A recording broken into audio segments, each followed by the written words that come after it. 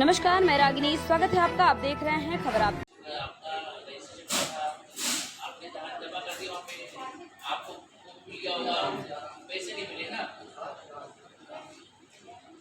Rewa collector का फैसला on the spot. रिश्वत मांगने की शिकायत मिलने पर तहसीलदार पटवारी पर ठोका जुर्माना, पीड़ित को मिला त्वरित न्याय।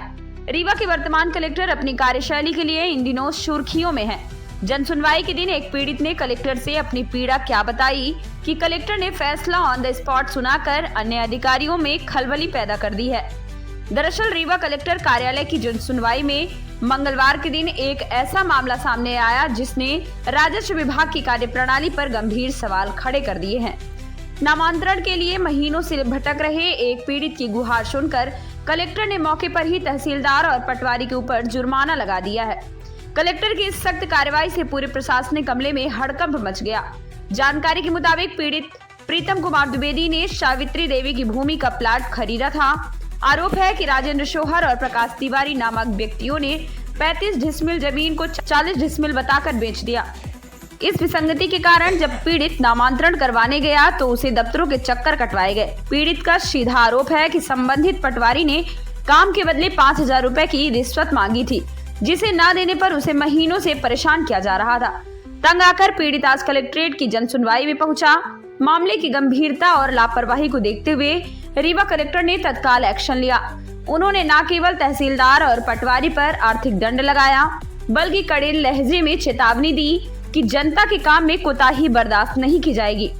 कलेक्टर ने पीड़ित को आश्वासन दिया है कि उसकी समस्या का निराकरण जल्द से जल्द होगा। इस आदेश के बाद अब जिले के अन्य लापरवाह अधिकारियों और कर्मचारियों के बीच हड़कंप की स्थिति बनी हुई है।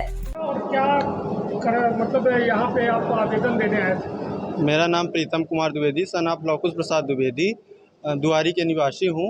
हमने प्लाट लिया था, सावित्री देवी की भूमि थी, 64/2/1 रकबा था, जिसमें राजेंद्र सोगौरा और प्रकाश तिवारी ने प्लाटिंग का काम किया था। ज़मीन इनकी थी 35 डिसमिल, लेकिन इन्होंने अवैध 40 डिसमिल में प्लाटिंग का कार्य किया है। उसमें क्या हमने प्लाट लिया था उनसे, तो हमारा नामांतरण नहीं हो पा रहा है।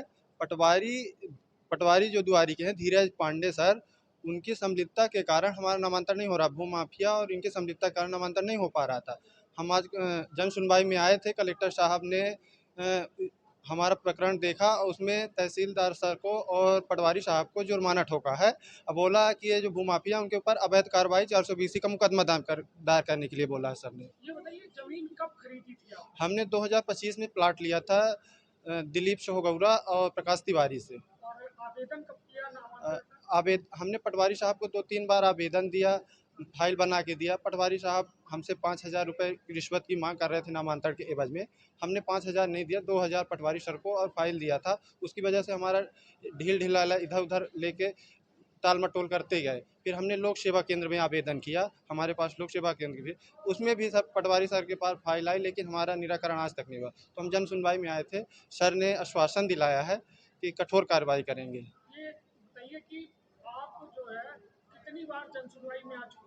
हम 2-3 बार आ चुके हैं जन सुनवाई में, लेकिन इस बार सर ने आश्वासन दिलाया है कि कार्रवाई होगी। प्रीतम द्विवेदी,